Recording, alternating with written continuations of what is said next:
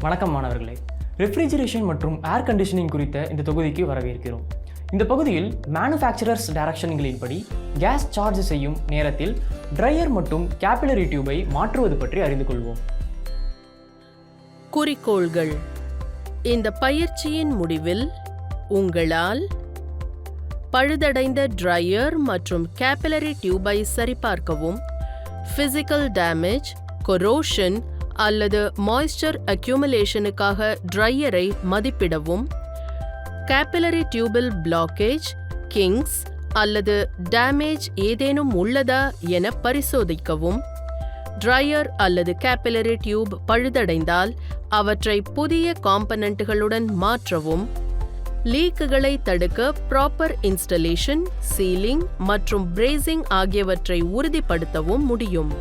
இப்போது மேனுஃபேக்சரர்ஸ் டைரக்ஷன்களின்படி case charge செய்யும் நேரத்தில் ட்ரையர் மற்றும் கேபிலரி டியூபை மாற்றுவதற்கு தேவையான டூல்ஸ், எக்விப்மெண்ட்ஸ் மற்றும் கன்சூமபிள்ஸ்களை பார்ப்போம். டூல்ஸ், எக்விப்மெண்ட்ஸ் மற்றும் கன்சூமபிள்ஸ்.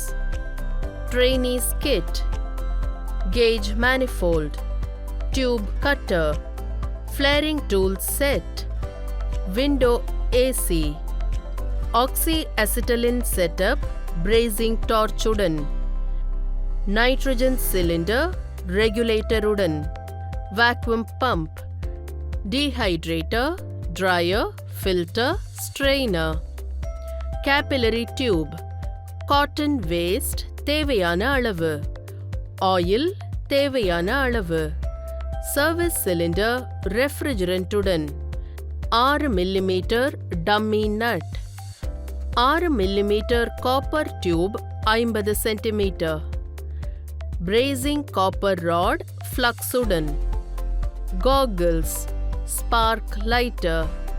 இப்போது மேனுஃபேக்சரர்ஸ் டைரக்ஷன்களின்படி கேஸ் சார்ஜிங் நேரத்தில் ட்ரையர் மற்றும் கேபிலரி டியூபை மாற்றுவதற்கான தயாரிப்புகளை நாம் பார்ப்போம்.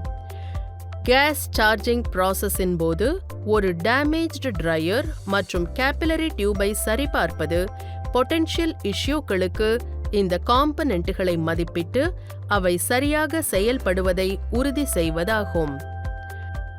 ட்ரையர் மற்றும் கேபிலரி டியூபை மாற்றுவதற்கு முன் பின்பற்ற வேண்டிய படிகள் இவை. கேஸ் சார்ஜ் செய்வதற்கு முன் ஏர் கண்டிஷனிங் அமைப்பின் செயல்திறனை மதிப்பிடவும். inadequate cooling, irregular pressure readings அல்லது இன்கன்சிஸ்டன்ட் ஆபரேஷனின் அறிகுறிகளை பார்க்கவும். அவை ட்ரையர் அல்லது கேபிலரி டியூபில் சிக்கலை குறிக்கலாம். ட்ரையர் மற்றும் கேபிலரி டியூபை சுற்றியுள்ள டேமேஜ், கொரோஷன் அல்லது லீக்கேஜ் விசிபிள் சைன்களுக்கு ரெஃப்ரிஜரண்ட் லைன்கள் மற்றும் காம்பனன்ட்களை ஆய்வு செய்யவும். ஏதேனும் எண்ணெய் அல்லது குப்பைகள் குவிந்துள்ளதா என சரிபார்க்கவும். இது ட்ரையரின் பொட்டென்ஷியல் இஷ்யூவை குறிக்கலாம்.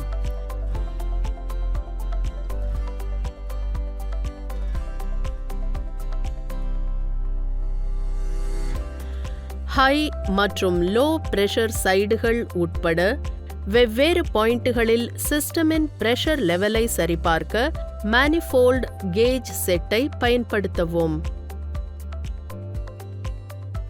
ட்ரையர் அல்லது கேபிலரி டியூப் ஒரு சிக்கலை குறிக்கும் irregularities அல்லது significant discrepancies-ஐ கேஜ் ரீடிங்கில் கவனியுங்கள். ட்ரையர் மற்றும் கேபிலரி டியூப் இணைப்புகளை சுற்றி லீக் டிடெக்ஷன் சொல்யூஷன் அல்லது எலக்ட்ரானிக் லீக் டிடெக்டர் பயன்படுத்தி லீக் டெஸ்டை செய்யவும்.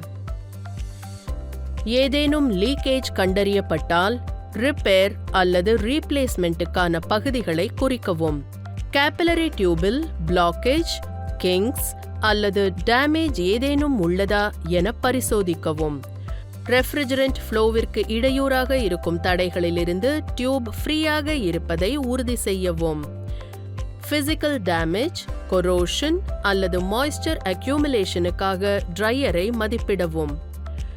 ட்ரையர் காம்ப்ரமைஸ்ட் அல்லது டேமேஜாக தோன்றினால் சிஸ்டம் செயல்திறனை பராமரிக்க அதை மாற்றுவதை கவனியுங்கள்.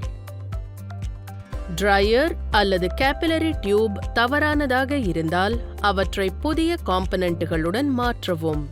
லீக்கேஜை தடுக்க இணைப்புகளின் ப்ராப்பர் இன்ஸ்டலேஷன், சீலிங் மற்றும் பிரேசிங் ஆகியவற்றை உறுதிப்படுத்தவும்.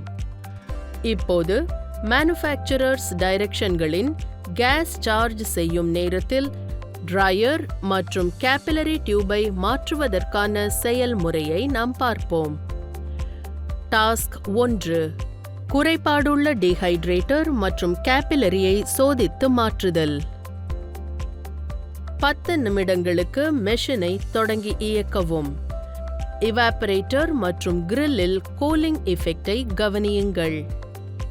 ட்ரையரை பிசிக்கலாக சரிபார்க்கவும். அது சூடாக இருக்க வேண்டும். ட்ரையரில் ஓரளவு குளிர்ச்சியாகவும் ஸ்வெட்டிங் ஆகவும் காணப்பட்டால் ட்ரையர் பழுதடைந்திருப்பது உறுதி. மெஷினை நிறுத்தவும்.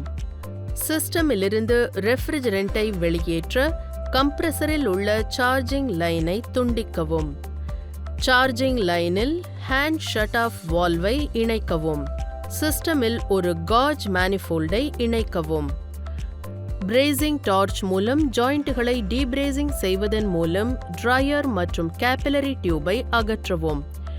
புதிய டீஹைட்ரேட்டர் ஒரு லிக்விட் லைன் மற்றும் capillary டியூப்கள் மூலம் காப்பர் பிரேசிங் ராட் மூலம் பிரேஸ் செய்யவும்.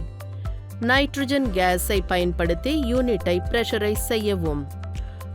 சோப் சொல்யூஷன் மூலம் பிரேசிங் ஜாயிண்ட்டுகளில் லீக் டெஸ்ட் செய்யவும். லீக்கேஜ் இல்லை என்றால் நைட்ரஜன் கேஸை வெளியேற்றவும். ஹேண்ட் ஷட் ஆஃப் வால்வை மூடவும். வாக்யூம் பம்பை மேனிஃபோல்டுடன் இணைத்து ஹேண்ட் ஷட் ஆஃப் வால்வை திறக்கவும். வாக்யூம் பம்பை தொடங்கி 45 நிமிடங்களுக்கு பிறகு 28 இன்ச் முதல் 30 இன்ச் HG மர்க்யூரி இன்ச்சஸ் வரை காம்பவுண்ட் கேஜை அப்சர்வ் செய்யவும். வாக்யூம் சேஞ்ச் ஆகாமல் இருப்பதை கவனிக்கவும். கேஜ் மேனிஃபோல்டில் இருந்து வாக்யூம் பம்ப் கனெக்ஷன்களை அகற்றி ரெஃப்ரிஜரண்ட், சர்வீஸ் சிலிண்டர் மற்றும் சார்ஜ் கேஸ் ஆகியவற்றை இணைக்கவும். சக்ஷன் மற்றும் டிஸ்சார்ஜ் பிரஷரை சரிபார்த்து சார்ஜிங் லைன்களை பிஞ்ச் செய்யவும். ஹேண்ட் ஷட் ஆஃப் வால்வ் மற்றும் அதர் கனெக்ஷன்களை அகற்றவும். சார்ஜிங் போர்ட்டை சரியாக பிரேஸ் செய்யவும்.